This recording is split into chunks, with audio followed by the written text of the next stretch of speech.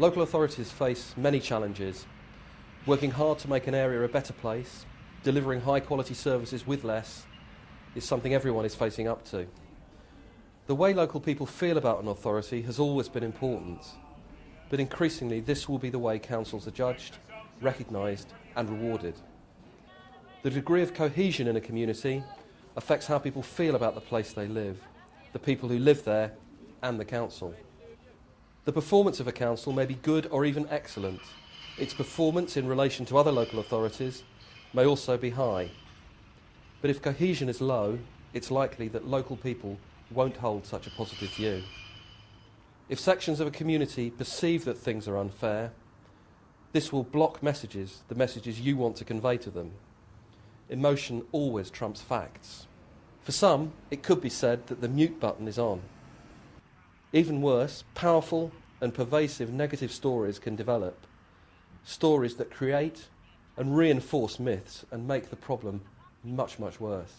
They put their own interests first. Councillors first, everybody second. It's a recession on, they get a pay rise. They sort out their own pensions, they do their offices out. Everybody else is pulling in, not the council. Plenty of English people in Boston that are homeless. And they can't get houses because they go into the foreign workers or foreign people that come over here. They get everything. They get cars, they get accommodation, they get clothed, they get furnished.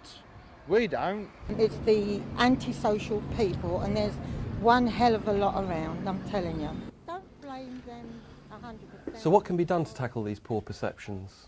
We have to understand what lies behind the opinions and emotions that people feel. Only then can we hope to bring communities back together. You don't achieve good community cohesion by issuing facts, hoping that they'll dispel myths. That's treating symptoms, not causes. If you want to make an impact that lasts, then you've got to address those underlying issues, those emotions and values that give rise to perceptions of unfairness. This is always our starting point, understanding how people feel, what they believe and the values they hold. We've developed some innovative techniques, and we use some tried and tested ones too, that will gain you accurate insight into how people feel, even the most disaffected. We get beyond the superficial to the underlying values and emotions that determine people's opinion and behaviour. We'll map the communication that's taking place in your neighbourhoods. We'll tell you who's doing the talking, what they're saying, who they're talking to, and where they're doing it. We'll tell you the story that's being told about you that some people may not dare to tell you themselves. This involves quickly and cost-effectively gaining the trust and enlisting the support of the people in the community who are having these conversations. Only once we really understand how people feel can we develop a congruent narrative. That's a narrative that will anchor and guide your communications. It has to be an emotionally intelligent framework, one that will enable you to convey your messages in ways and using language that will resonate with your key audiences. You need to know what people are really saying about you in the community, what they really think. We recruit local people from the community, the people who are already doing the talking to their friends and neighbours, the people who are already trusted. These community communicators can become your greatest asset.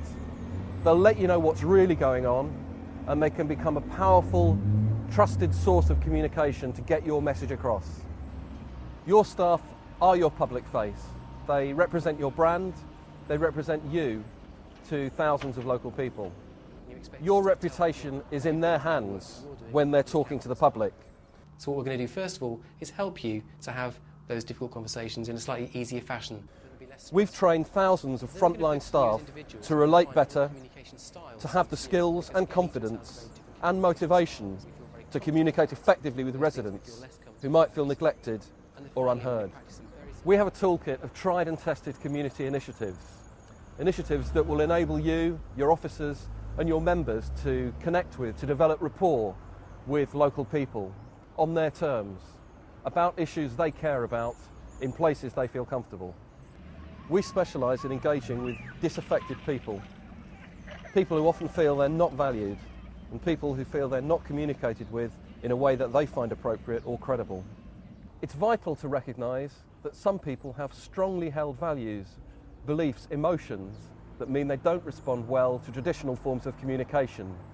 TCC has the skills and the experience to help you overcome that.